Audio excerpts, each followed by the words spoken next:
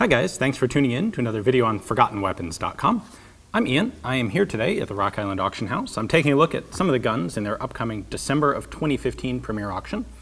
And there was one that was in the rifle racks that I figured, you know what, we ought to take a look at this. It's far from forgotten. In fact, I think this has been in just about every action movie ever made, plus most of the video games ever made.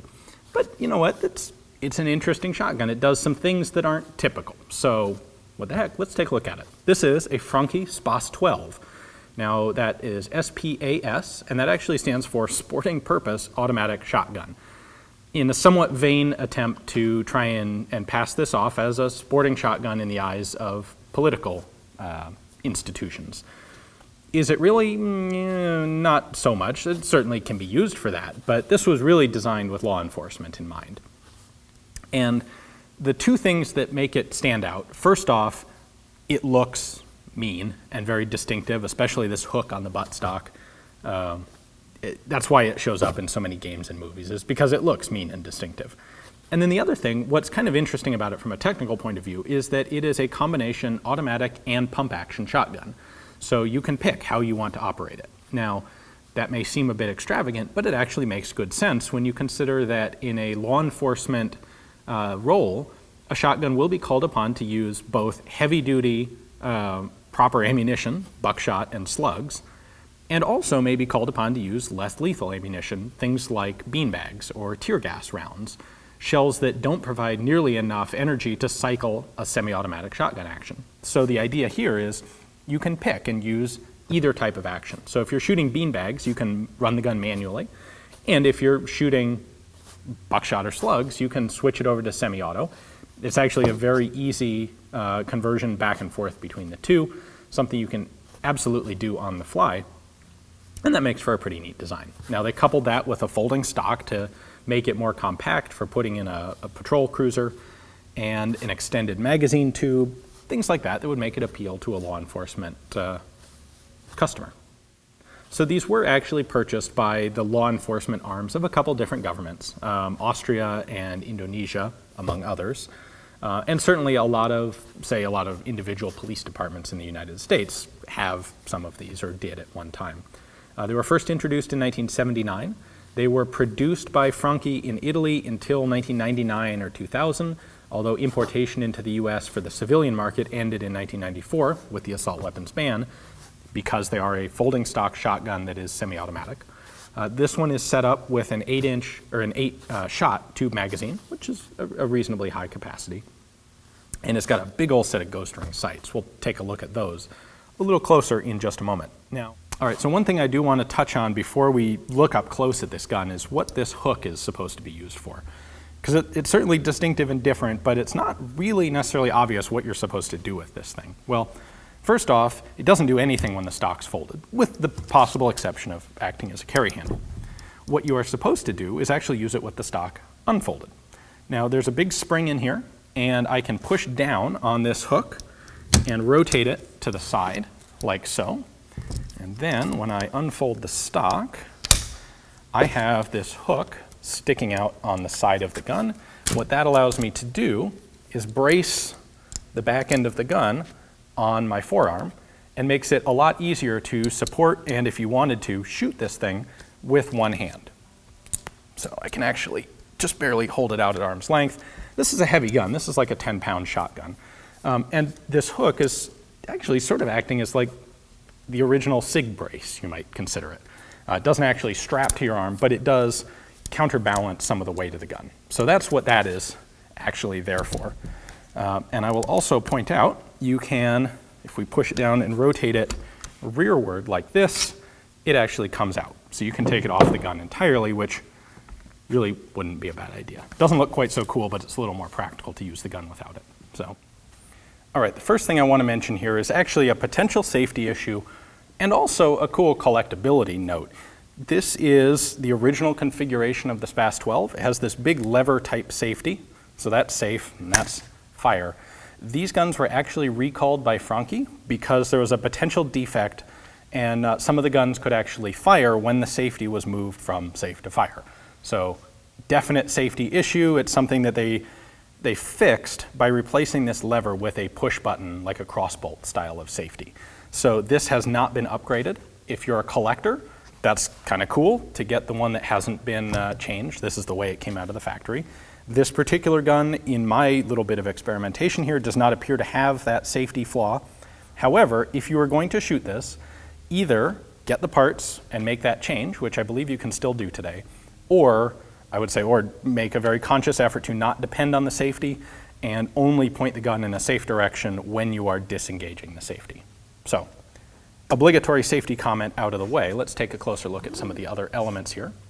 Our stock is held in place by this spring-loaded detent. So to deploy the stock, you push that ball bearing in. You can then rotate the stock down.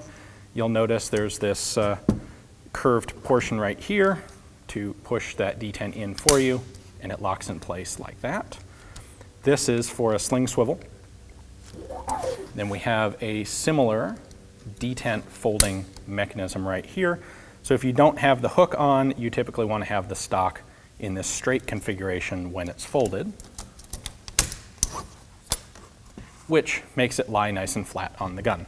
I will point out, you cannot, I can't get a good camera angle on it, but you cannot see the sights through the stock when the stock is folded like this. Now, speaking of the sights, what we have is a big, huge ghost ring sight right here to go along with a really nice, big blade sight on the front. We've got a big old heat shield over the barrel, and this forearm is plastic. And it's kind of interesting because of the dual nature of the action. The handguard is not actually attached to the action of the shotgun. Instead, it pushes on the action inside, and it actually rides in these two recesses in the heat shield. So it's not necessarily as smooth of an action as you would get on other guns. Now, there is a big old button on the bottom of the handguard. This is what allows you to change between automatic and manual mode. So I push the button in, pull the slide back just about 1/4 inch. That locks it in the manual mode. And then when I unlock the slide, I can now pump open and closed. In fact, due to a little bit of a quirk in the design, when it's in manual mode, you can lock the thing open. And then in order to close it, you actually have to hit the shell release here on the left. Now, when you're using it in manual mode, you are actually compressing the action spring, just like in automatic mode. So you have a little bit more resistance when you're opening the gun, but you also have the spring assisting when you close the slide. So I'm not sure if that's really a net positive or negative. It's just kind of a feature. Now, to change the gun into automatic mode, we push the button down and slide the handguard forward. It snaps into position, and now it doesn't move. Now, if I unlock the gun, now you can see that everything is still running here inside. Hit the shell release there. This all moves without the handguard moving anywhere itself. So in automatic mode, this will run, it's designed to run on full power ammo, so high brass, birdshot, or buckshot, or slugs. You may find it doesn't actually run reliably on the light loaded, like the El Cheapo birdshot. You may need to use manual mode for that. And of course, you would use manual for things like beanbags or less lethal ammunition. The one other thing I would note, I have not taken this gun apart, and I don't plan to for this video, but there is actually a recoil buffer. It was a fiber or a rubber pad in the back of the receiver, and that's an important element in there both to protect the receiver and to reduce felt recoil.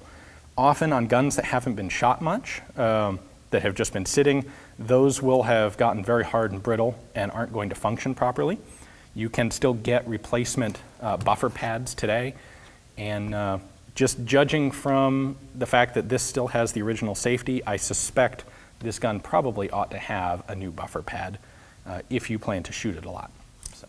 Well, thanks for watching, guys. I hope you enjoyed the video, got to take a little bit of a closer look at a gun that you typically only see in Hollywood and computer games, and hopefully you learned something today. If you'd like to own this one, of course they haven't been imported into the US for about 20 years now, so they're a little bit scarce, and They have a cool cachet from all of their Hollywood use. If you take a look at the link in the description text below, you will find Rock Island Auction House's catalog page on this gun, where you can see their pictures and their description, and place a bid right online and make this thing yours. Thanks for watching.